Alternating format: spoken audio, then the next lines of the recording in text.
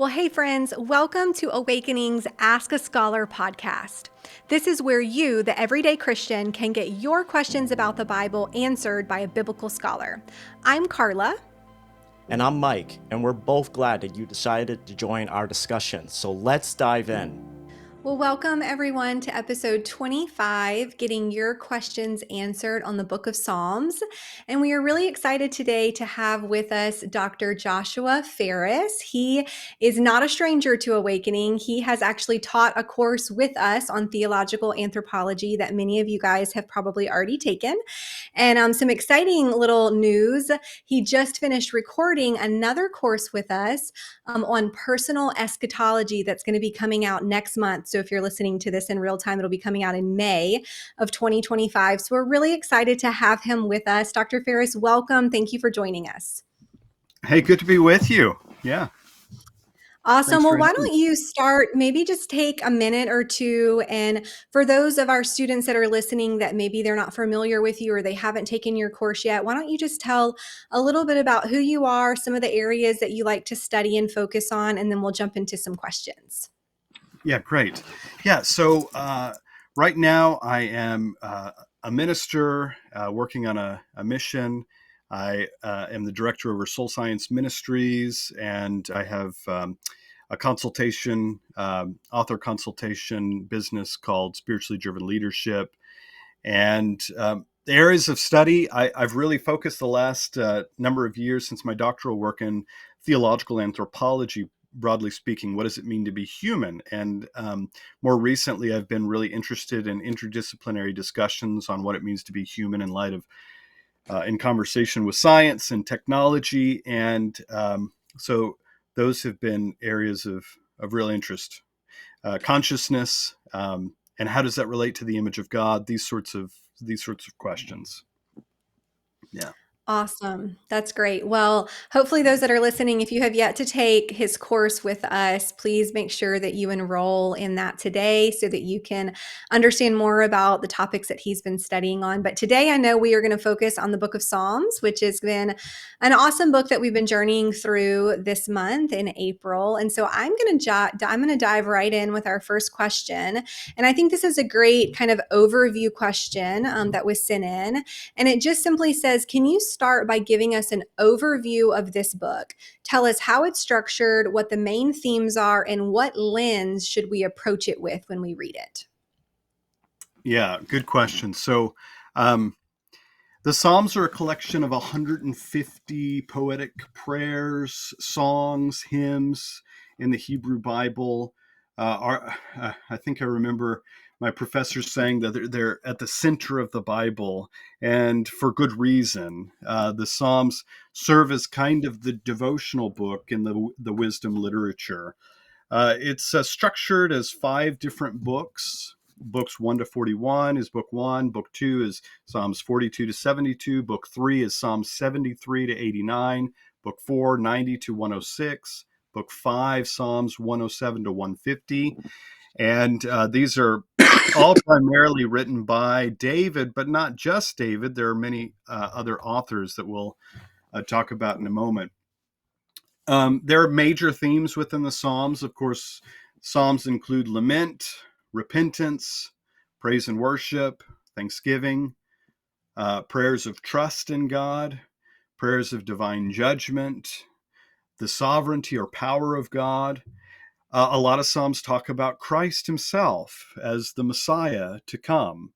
And the Psalms provide for us a rich source of theological reflection about God. There's a reason why the Psalms, in the tradition that I come from, in the ancient prayer book tradition, the Psalms are central to the life of the prayer book, both individually and corporately in the life of corporate worship, but not just there, but also in familial worship in the home, as well as in your own individual devotional life. So the Psalms have been central. I remember in my undergrad days being exposed much more heavily to the Psalms by one of my courses. Most impactful course was a course in spiritual formation, and we were required to work through 5 Psalms a day and kind kind of motivated by Billy Graham's encouragement, which really is, and in many respects, a part of the ancient practice that we see in the prayer book tradition itself. And it was Mhm. through that time that I really became exposed and began to understand the Psalms by just praying them and by being with them on a regular basis. And so God reveals himself in and through one's devotional life, and the Psalms provide a helpful lens by which to approach God. Yeah, so there's more I could say about it. There's big picture. There's several purposes. There's several uses of the psalm that we could talk about, but that's kind of a Mhm. broad overview. There's different ways of interpreting the psalms. Um, Psalms are a fascinating, rich, interesting book in the Bible that serve really the purposes of motivating our life of worship. Mhm. I, Joshua, I do think like what do you think about this statement about the book of Psalms, that it is devotion to God with full emotion, with the full range of emotions of the human experience? Yeah, I remember my undergrad professor saying that to us when we were. He was saying, but basically that the um, the Psalms provide us with a lens for basically upon every human experience and emotion, and so there's something about the Psalms that tap into the really practical, experiential life of the covenant believer in Jewish world, but now also in the Christian world. And so, yeah, it's a very practical, existential, experiential book that really gets us in touch with effectively every human emotion that we could experience, including anger, hatred, love, all the experiences and emotions that make life interesting as a human. Yeah. I remember in my studies about the book of Psalms before that, especially when you get into like the intricacies of like why are those five separate books in the book of Psalms, like why are they curated the way they are?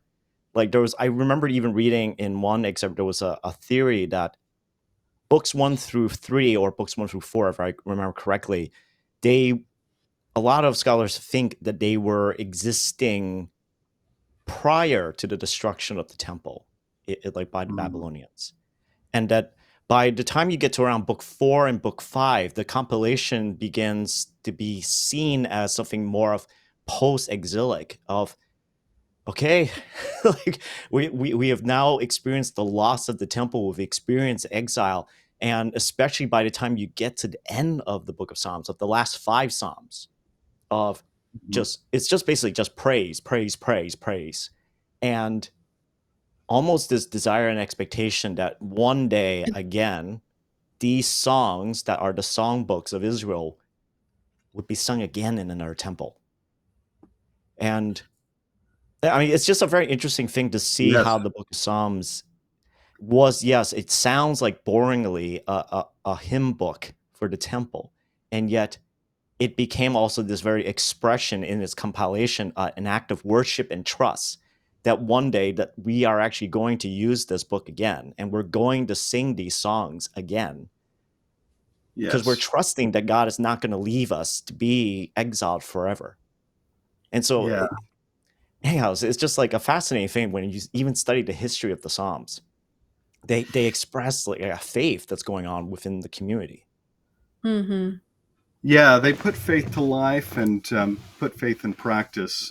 There's a liturgical order to psalms that are intentional for uh, imbibing and forming one's own soul. So I think that's a good point. Yeah. Um, in terms of the Psalms, everything that we experience as Christians in our journey is, I think, mapped on in many ways mapped onto the Psalms, and so the Psalms are a very practical um, a way of engaging God today, and Mhm. learning more about Him. but learning about him in not just as a kind of source of theological reflection, but as a way to encounter him and to learn how to pray in and through the Psalms. I think the Psalms are intended to be prayed, and so this is one thing. It might sound a little odd, but um, there is a real sense in which when uh, especially with some of the Psalms, we don't have uh, obvious context or historical context. There's a sense in which these Psalms are intended to be applied even to our personal lives as we're dealing with things or we're wrestling with things. The Psalms provide a kind of conversation partner as we're engaging in our daily lives with different struggles, whereby Hmm. God is present to us. So there's a real sense in which when we're engaging the Psalms, God is speaking. As He's still speaking in His Word, He's speaking in a different way in and through the Psalms. So the Psalms provide a different kind of context for learning and thinking about God than many of the other books of the Bible. Yeah. It's a unique book that provides the context for, again, our devotional and worship lives. I love that. And, sometimes as Christians, we are in such a state of disarray with whatever we might be going through in our lives. And there's something that is so peaceful about knowing that we can just pray the scriptures instead of trying to come up with our own words to express what we're feeling or what we're struggling with, that we can just open up God's word and pray the Psalms, pray the scriptures as a reflection of what we're going through. So I love that you guys touched on that and touched on the fact that the Psalms really help display a range of emotions that humans can go through. And that's going to play off the next couple questions that we're going to hit. So let me dive into the second question because I think this will be a good one. It says, why do the Psalms talk about enemies and the wicked so much? And with this in mind, God's judgment is talked about and prayed for a lot throughout this book. How do we justify this type of prayer for judgment against the command to love our enemies and pray for them, which we obviously see in the New Testament? So, talk us through how those types of Psalms should and could be applied to our own lives. Yeah, that's good. Yeah, and I think that's a great point. When we're praying, the Psalms have numerous times when I didn't know what to pray, whatever emotion I was experiencing, struggling with life, I could go to the Psalms and it would give me words, or it would give responses. God would give responses in that context, and so I think that's important for this context as you engage with these more complicated and these morally questionable psalms that we could talk about, that we will talk about. So the Psalms do talk a lot about enemies and the wicked in the context of the covenantal story of Israel, and it's not inconsequential. It's not a coincidence that it does so. These are Psalms, and they're talking about real people in concrete situations who are themselves uh, corrupt, imperfect, and fragile. And it gives us a lens, and again, into these concrete emotional experiences of daily life as a covenant member of the people of God. And so again, these are real experiences and real struggles in life. So the Psalms depict not an overly optimistic picture all the time of reality or of the world around us, because it's not always optimistic.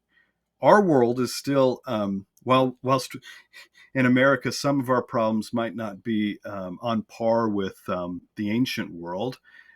We don't certainly don't have we don't have certain kinds of violence that are readily common, but our world isn't all sunshine either. It's not rainbows, and we experience deep sorrow, we experience deep pain, and we experience injustice in the world that is around us. And these are all part and parcel of the dynamic way in which God reveals himself to us, in which he intends, at least it seems to me, to form us in our Christian walk as we interact and as we relate and as we respond to real life situations.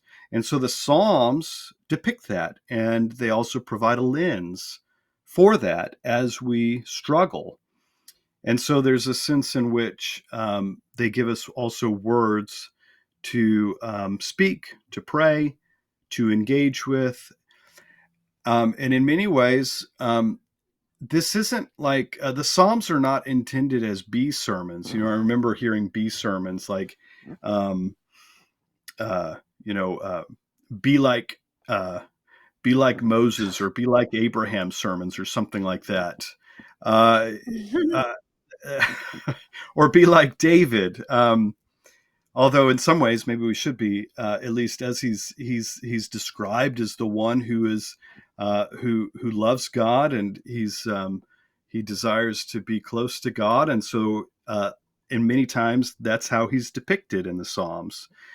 But in other ways, of course, it doesn't. There's not always a direct sort of translation to David says these things, so be like David and do these things or say these things. So I think uh, that kind of maybe simplistic, straightforward kind of reading of the Psalms would be not always the right way to approach Psalms. Um, so, and I'm not saying that these prayers are wrong either. I think, but on the other hand, these prayers are real. And so when he's struggling with something, David or some of the other psalmists are struggling with something, they're revealing something that they're not that are raw emotions that they're having to or David's having to concretely encounter and work through, as so as so much of what we know and what we come to learn in life, as we deal with real people who are difficult. Um, we have to learn to interact with them, and as Christians, in some ways, we have to uh, learn to love them. It's not an automatic response, right? I mean, at least it isn't for me. I mean, maybe it is for other Christians that they automatically just love everybody. Um, right? If Yeah, only it was that easy. yeah, It's like a snap of the yeah, finger. right. Yeah, it's not that easy, and some people are really hard to love, and Yeah.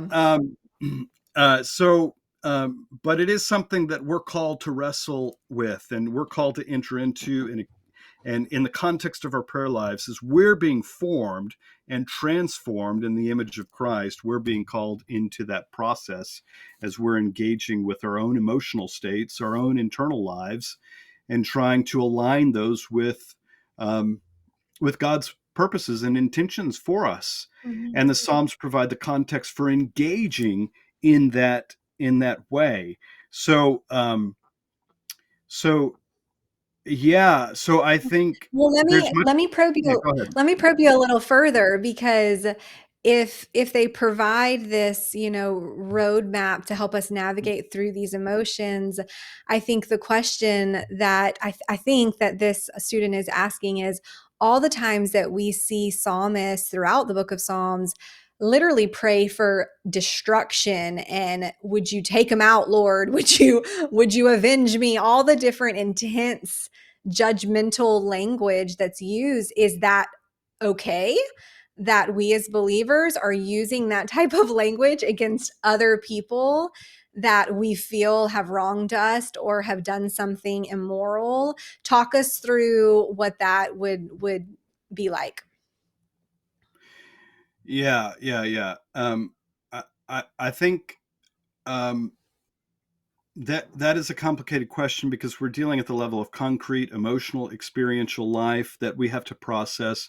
It's not a there's not a simple. I'm not sure that there's a simple yes or no answer to that. There are cases in which, like, we should we desire the love of God and the love of God for everyone, and we're called to be a light to the world. In the same on the other hand, there's a real sense of justice justice in the world that needs to be enacted. There's a real sense in which justice needs to be done, even in this life, immediately. There is a real tension in the Psalms, even especially in this context. I'm reminded of, I was just reading through Hans Boersma's book um, on divine. Let's see, what is it? Divine justice, love, and let's see, love, the atonement, and divine hospitality. I think that's the title.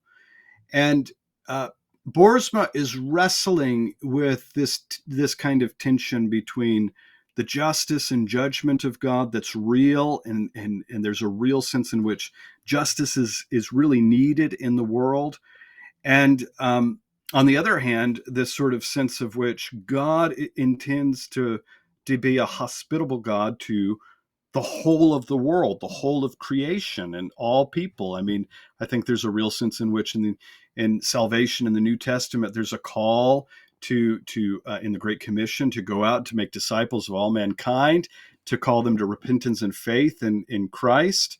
And so there's a loving hospitality that's extended through Christ to the rest of the world. And yet, in and through the whole tumultuous sort of Israel story, there are these tensions, right? These wrestlings with um, this kind of tension with God's hospitality that he intends for the rest of the world, with the reality of covenantal exclusion and violence that occurs actually in the world. There's a sense in which through Israel's history, they themselves are wrestling with the very fact that there are enemies of God, and Mm-hmm.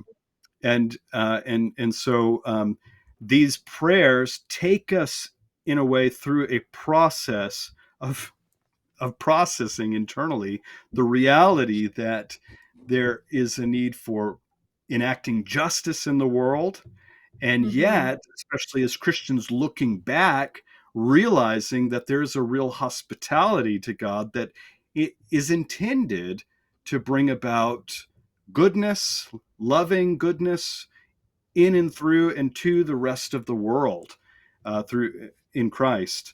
And so, um, but in the meantime, as we're awaiting, I think Paul talks about this a lot in Romans, as he's expounding upon the righteousness of God.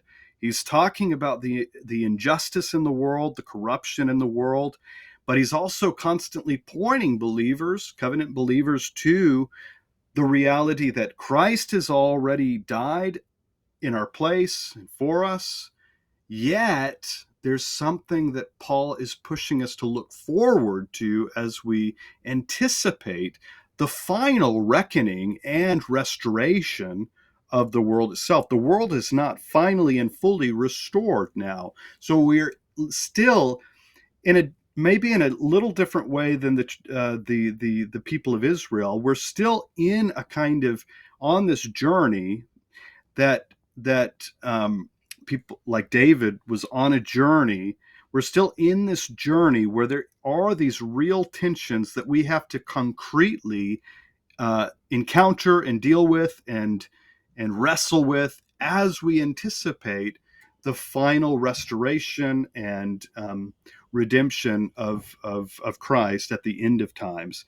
But it's not here yet, even though there is a certainty to the reality of what God has done in Christ. It's not here yet. So, in one real sense, so I'm not giving a yes or no answer, and I think that's I think that's important because the Psalms don't give us a yes and no answer on these things either. Is it right or wrong?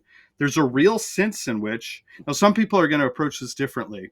They're going to obviously, some are going to approach this and say, no, we're in a completely different situation than those in the story of Israel and the people of God in Israel. Um, but the reality is, I think we're not in a completely different situation. Yes, we do have Christ. We have the certainty of Christ that has been put on public display as a kind of deposit for what is to come in terms of eschatological future. But we're still wrestling with the reality that the world itself is fallen, it is corrupt, there is injustice, and there's real, like, vile corruption in the world that even sometimes we as Christians encounter.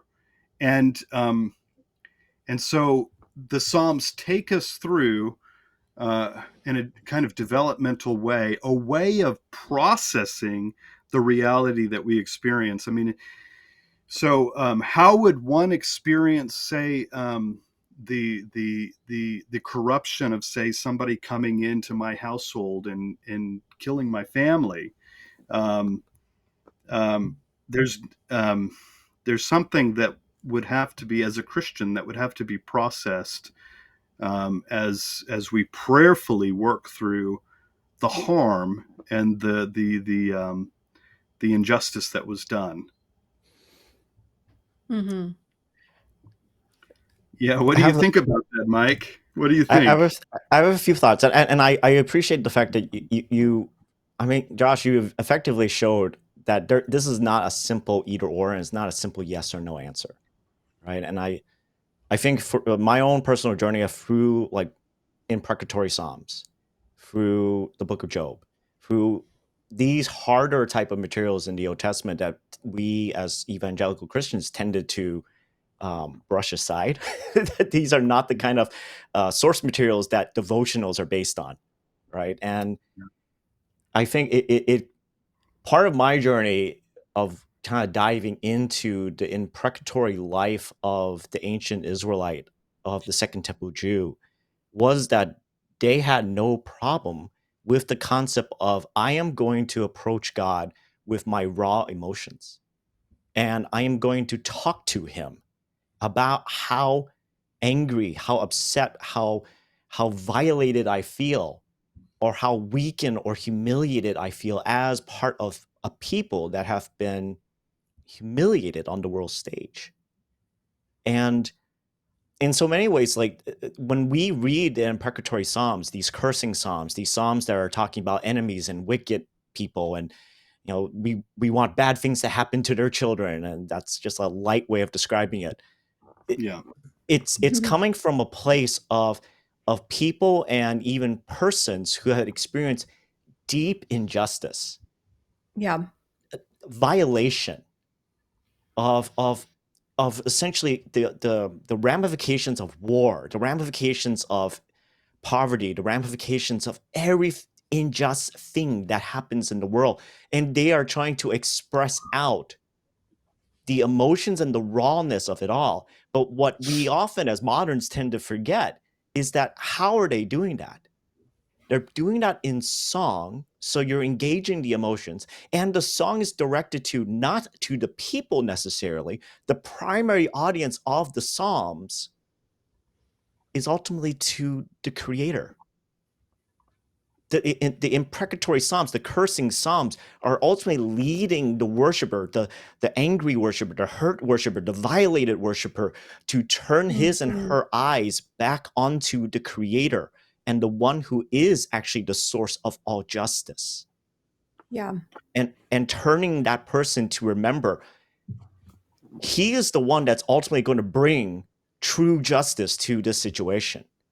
yeah, And he has no problem with you expressing the fact, yes, I want this to happen to these babies and to this set of children because of what happened to my babies, what happened to our children, what happened to our people. That there's uh-huh. a desire for justice. There's a desire that, Creator, did you not see what has happened to us? Hmm. And that the answer ultimately is, the Creator would respond back, yes, I know. Yeah. And yes, justice is coming. Right. And I think, those connections, for folks, I would recommend checking out a scholar named Trevor Lawrence. He wrote a book that's kind of part of his research, has been into the imprecatory Psalms. His book recently was called Cursing with God. And Hmm.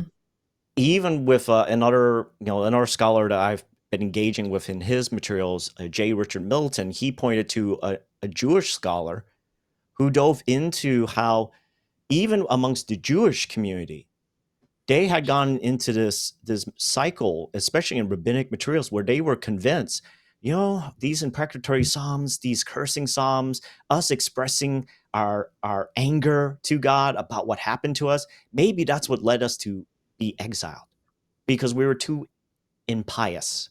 We weren't being worshipful before God. And so there developed this theology that eventually got passed down even to the church, that we were Mm, convinced, yeah, we should never engage our raw emotions, especially our anger, with God. And yet we see throughout the Old Testament, especially like the book of Job and these imprecatory Psalms, you had Jewish people actually engaging God with their hurt and their pain. And Yes. yeah. it didn't seem like God was angry about that. He actually seemed to like, yes, bring that to me. Don't bring that to other people. Mhm. Bring that to Right. me.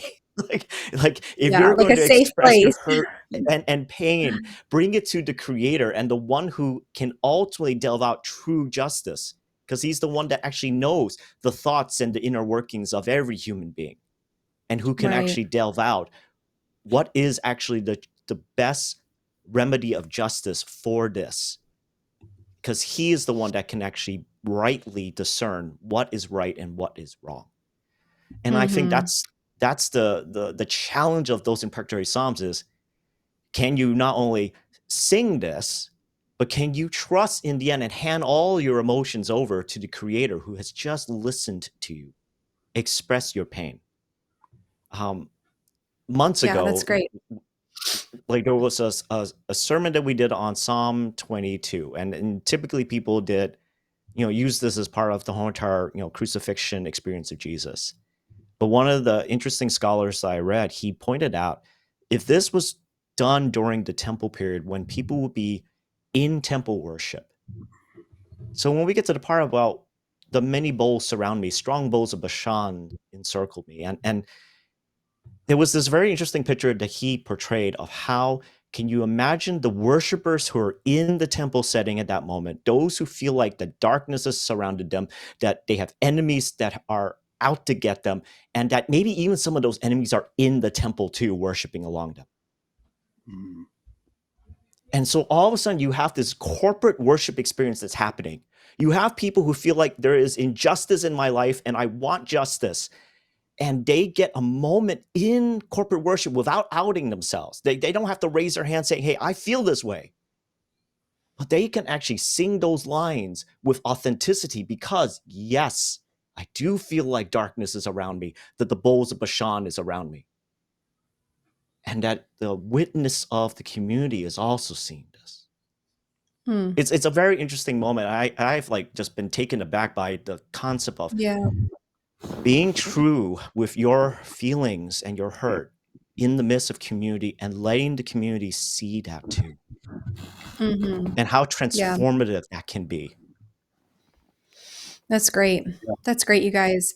Well, why don't we let everybody think on that for a bit, because those were really great thoughts that you guys shared. And let's jump to a quick commercial break, and then we're going to come back and we're going to hit lamenting, because it's going to be in the same kind of line of where you guys are Mm. heading right now. So I want to hit that question. Then we've got one other one before we wrap up this episode. So let's jump to a quick commercial.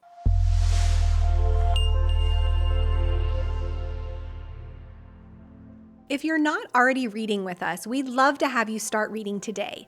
Every month in the Awakening Bible community, we read a book or several books of the Bible together. Readings are only 1 to 3 chapters a day, 5 days a week, with weekends reserved for catch up or deeper study. And as you read, we know that you will likely encounter questions, but that's where we come in. Submit your questions at AWKNG.com, and we will do our best to get them answered for you right here on the Ask a Scholar podcast.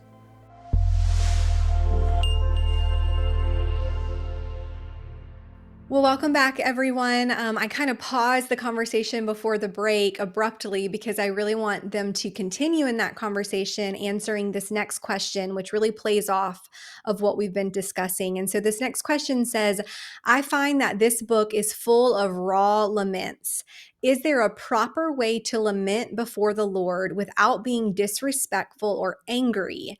And if so, what Psalms would you suggest as a guide to follow in regards to this? Yeah.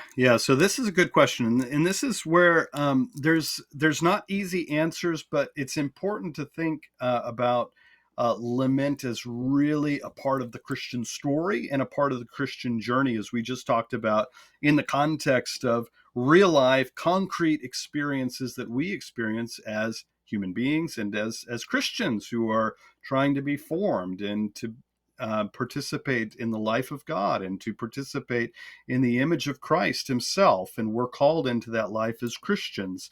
But laments are really are a part of that.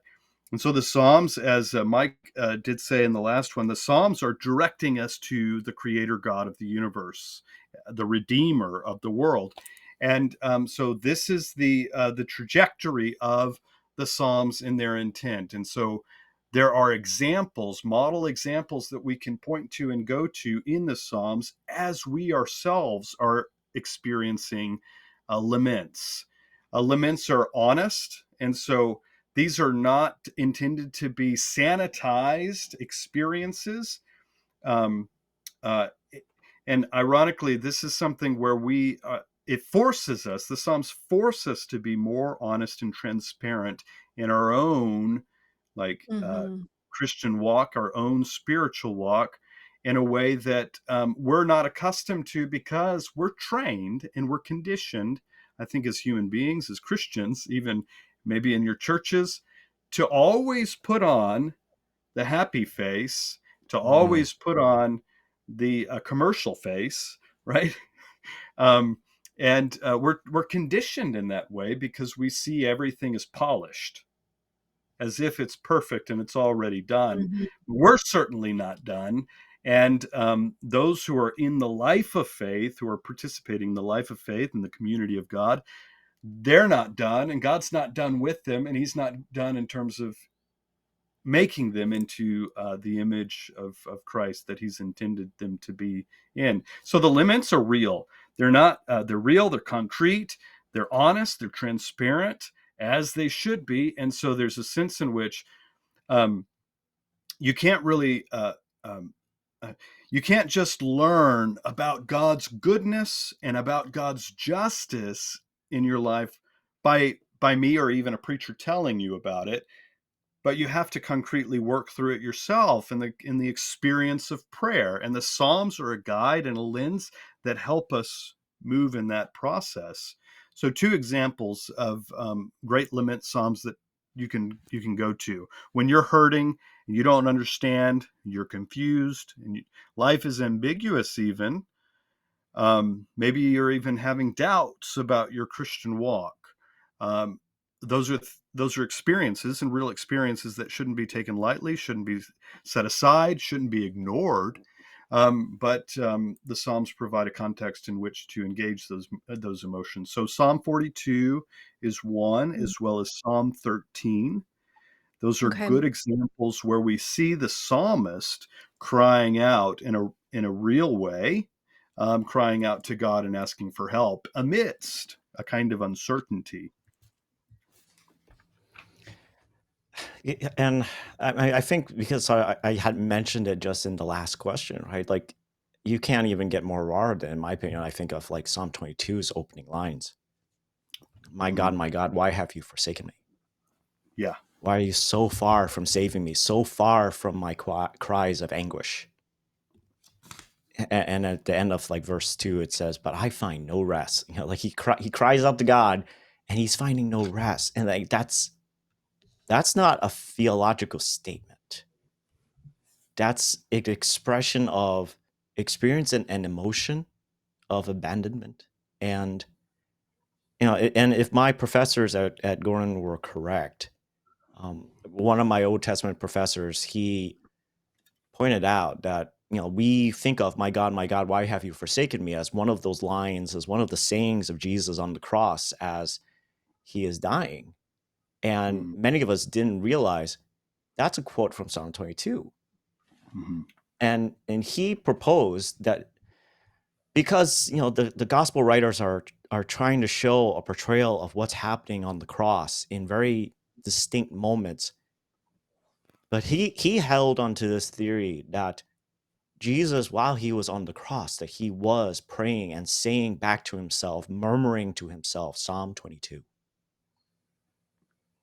That you have the Savior of the world, you have God the Son upon a wooden cross, and yet he himself is expressing and finding solidarity with the writer of Psalm 22 of, yes, in this moment, my God, why have you forsaken me?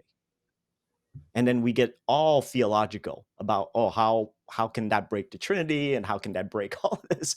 And yet we often miss out that lived experience in that moment.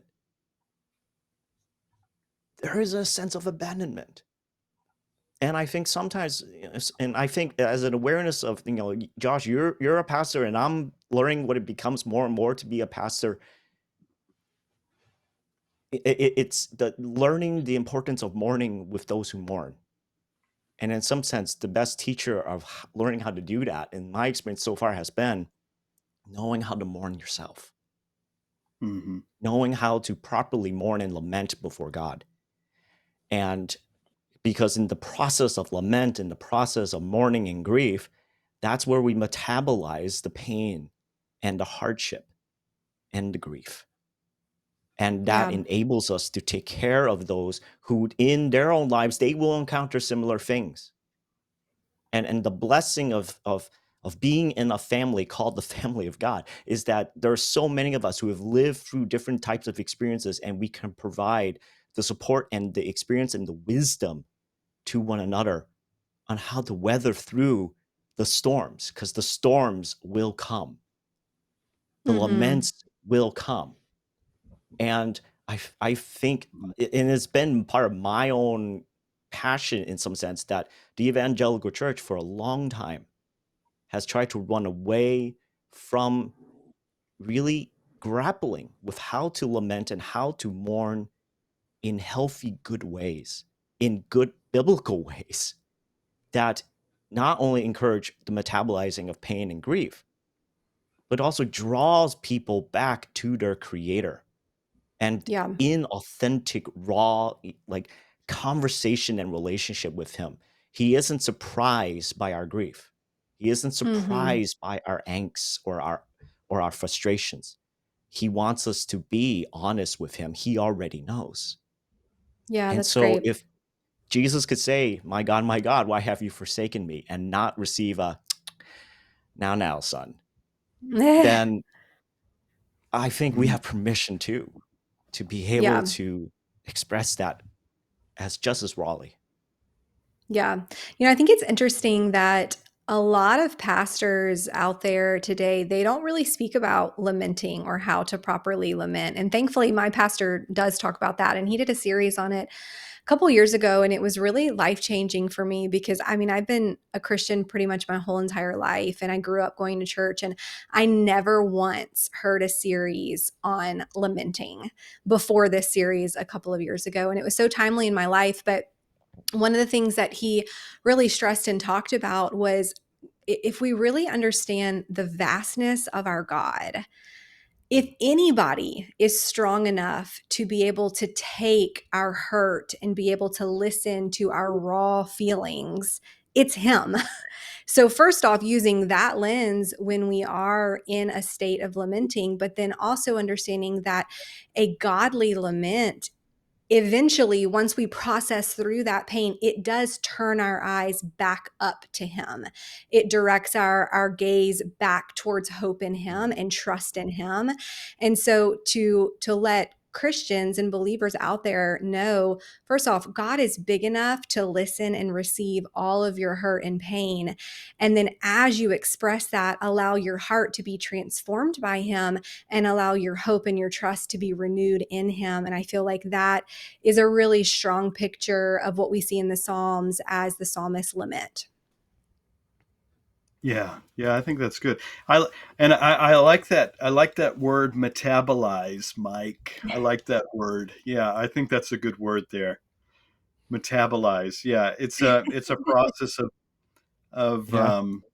it's a process. I mean, it's it's helpful. Like, sometimes, obviously, when we're dealing with struggles and experiences in our life, anger and frustration that are oftentimes legitimate, um, uh, you know, sometimes it's helpful to have answers, but a lot of times answers are not helpful or certainly insufficient at the time, Yeah. especially when you're in the midst of the situation. You can't process these answers.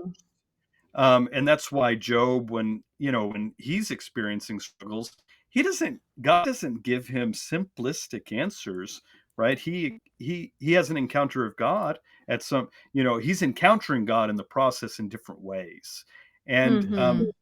and David processes this in different ways as well, depending on the experience. But in Psalm 13, for example, this becomes this is not uncommon in the Psalms when he's lamenting toward the end. It takes you through a whole process of lament. It doesn't just jump to everything's good, right? Mm. Uh, it's not automatic, and your spiritual life isn't automatic either. But David processes his emotions, and then at some point he does come to a point where he's like, he proclaims the righteousness of Right. God. He proclaims the justice of God, or he proclaims the goodness of God. Even maybe he's experiencing some tension in that particular experience, and then Mhm. he says in Psalm 13, verse 6, he says, "I'll sing praise to God. He's been good Right. to me." Now, Yep. whether that's a proclamation of what he's saying will happen, or it's something that he is in the process himself of experiencing, and he's relating back to God what God is already doing to him. That is, I think that's part of what the Psalms help us to digest in our Yeah, that's concrete great. experiences. And this is something that I learned.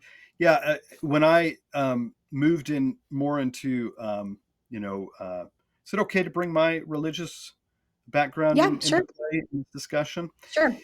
So I'm an evangelical still, but when I moved in more Anglican direction, I experienced something that was really helpful and profound. Sometimes in my evangelical experience, there was a kind of, if I was processing something, I would be told like the right answers, um, and the right theology, and when I moved in a more Anglican direction, sometimes my priest didn't have answers, but he would come alongside me and Yeah. walk with me and talk with me. And then he would point me through prayers to help me pray through the process. And as we all know, I think in most areas of our life, um, I can tell you the right answers or something, but most of what we learn in life, that we truly learn, that we really take in, is something that happens in the context of our concrete experiences, whereby there is some kind of self discovery in terms of communicating with others, and in this case, communicating with God and experiencing God in the context of our own situation. And so that can't be kind of simplified or reduced to even a nice, well thought out um, theological answer. Yeah. And so the Psalms don't operate in that way either, right? As we're discussing. Yeah. Awesome. Okay, well, let's go ahead and wrap up this episode. I know we've gone a little long, so thank you guys for listening and hanging with us. I think everything that was shared and talked about is really a great foundation as you start to process the overarching themes and lenses to view the Psalms through. And I hope you'll join us next episode as we really dive into some questions around some specific Psalms. So make sure you tune into that. But before we wrap up, Dr. Ferris, is there any resources that you would like to plug and promote to the listeners out there? Any of your resources? Any of my resources? Yep, any of your resources. Tell us real quick what they are. Oh, sure. Yeah. An introduction to theological anthropology, humans, both creaturely and divine.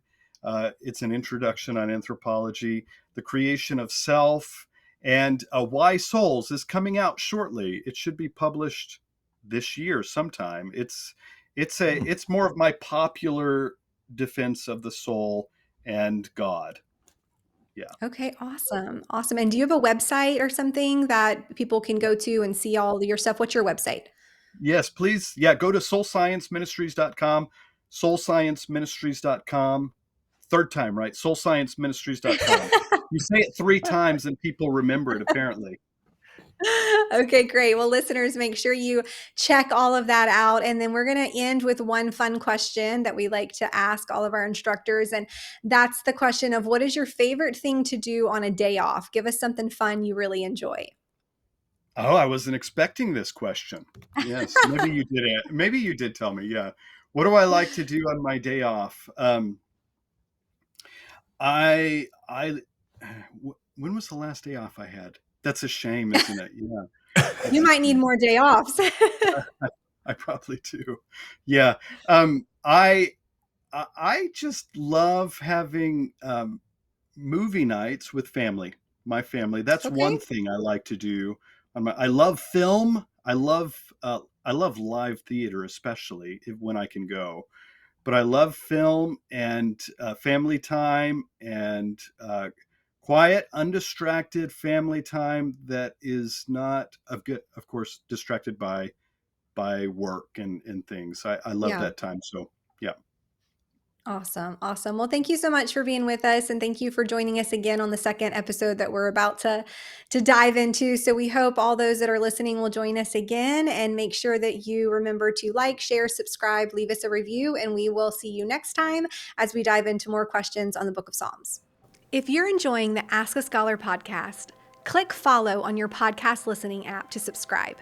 Want to help further our mission? Consider becoming a monthly partner at AWKNG.com and help us make an impact in the lives of others all around the world as we work to make biblical understanding accessible to all with no exceptions. Join us next time as we get more of your Bible questions answered. And don't forget to visit AWKNG.com to engage in all our biblical resources that we offer.